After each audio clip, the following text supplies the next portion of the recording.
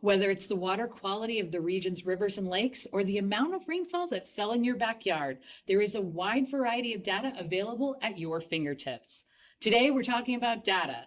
We learn how and why it's collected, the benefits of this information, and how you can access it right from your home. This is the Water Matters Podcast. You're listening to the Water Matters Podcast, brought to you by the Southwest Florida Water Management District.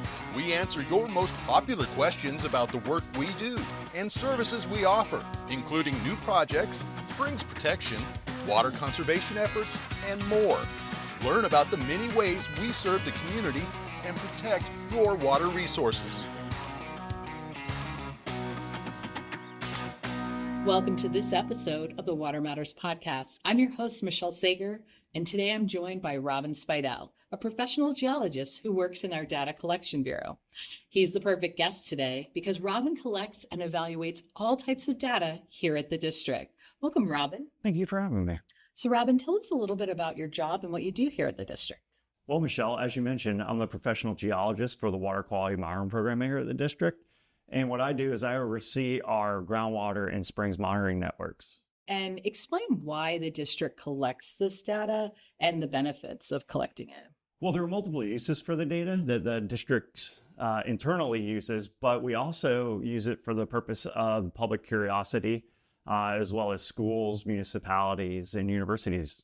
And we're going to get into some of the different types of data, but first, you mentioned the public. Why is it important that we make this accessible to the public?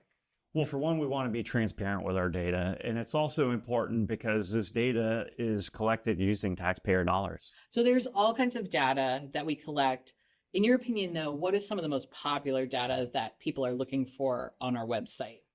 Well, for one, everyone loves our rainfall data because it's been a while since we've had storms, or if we are having storms, that's typically what a lot of people are concerned with. Is their area going to flood? Are their plants going to grow? Do they need to irrigate? Things of that nature. Also, water quality. A lot of people want to know what the water is doing, what it's like. Are these habitats looking good? Things like of that nature. We also have our water levels. Is there enough water in these systems for them to accurately work? You mentioned water quality. Talk about that a little bit and exactly what kind of information is available. So we collect water quality for both surface water and groundwater systems. That would be your lakes, rivers, streams, estuaries, as well as your aquifers and springs. What we actually collect out there is we're looking for long-term regional trends of these systems. So what we're seeing is we look at mostly ions, nutrients, and metals for our groundwater and spring systems. And then when you get to the surface water, we throw in things like chlorophyll and like total organic carbon. And this is all available for people to look at? Yes, all this information is available on what we refer to as our environmental data portal. It's a map viewer where the public can go in and they can actually use filters to kind of narrow down their search, as well as zoom into areas that they're interested in and see all the data that are collected and available. And beyond making it available to the public, it's also used by our staff here at the district, correct? Correct. It's used in modeling efforts, operating structures, water supply projects. It's also used in permitting data or to issue permits. So let's backtrack to the weather information, the rainfall, the river flow information that you talked about, because like you said, that's really popular information with people, especially considering the hurricane season we had last year, the wet summer we had last year. How detailed does that information get with people? Can I find something in my community, or is it more regional? So we actually have about a little over 170 rainfall gauges throughout the district that we monitor, as well as there's additional data that go into things like the hydrologic conditions report that is presented to our governing board every month as well, that is also accessible to the public online. And is that daily, weekly? Yes, we pride ourselves on our extensive period record that we have for these data collection sites. Now, for somebody who loves data and wants to take a deeper dive, there's the environmental data portal. Kind of walk us through that and how that works and what you can find through that. So the environmental data portal is very unique, where it storehouses all of our data in one single map viewer. And the user can go through and actually filter down what they want to view and then click. And once you click, it'll pull up both the hydrologic data, which we talked about previously. It's your water levels, rainfall, and discharge, as well as your water quality data.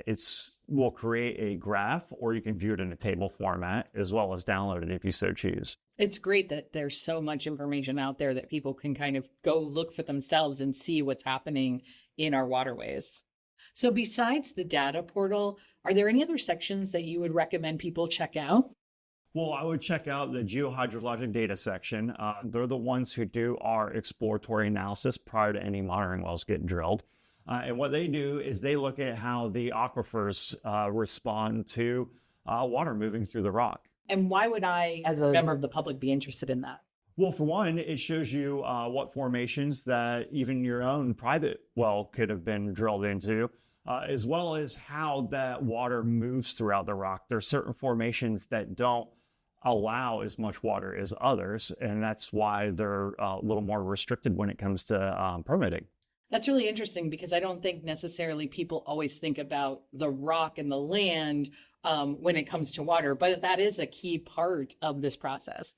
Yep, it sure is. And with how the water reacts with the rock and land, and the quality of the water that each rock formation has, really helps narrow down where you as a public consumer would want to put a well for your own use, because that's very important of when you turn on your tap, what's going to come out of it if you're not on a municipal water supply. So let's talk about the GIS and map section, because there's some really cool maps on our site and some really interesting imagery. Can you walk us through what we might see there? So going through that section, there's multiple map viewers that our mapping and GIS section has created. And these are interactive viewers that are very public friendly and user friendly to begin with. You can go through, and it has information such as well construction permits or environmental resource permits that are in your area. There's elevation data. And yes, as you mentioned, there is some imagery in there as well. That's really interesting. Of course, I can't let you leave today until you tell us your favorite data to look at on our website. Well, I'm a little biased being the water quality geologist for the district, so I would say it's going to pertain a little bit more to water quality. But I think the data that kind of tugs at the heartstrings the most is our springs data. That's, where I got my feet wet at the district, and that's where, in the 41 years that I've lived in the state of Florida, that I really hunkered down and loved thoroughly. And the data paints a picture of how these systems are really doing. And that's the reason why it would be my favorite. Wow, that was a lot of great information today, Robin. Thank you so much for joining us. And if you want any of the information that we talked about today, visit watermatters.org/data. This is the Water Matters Podcast.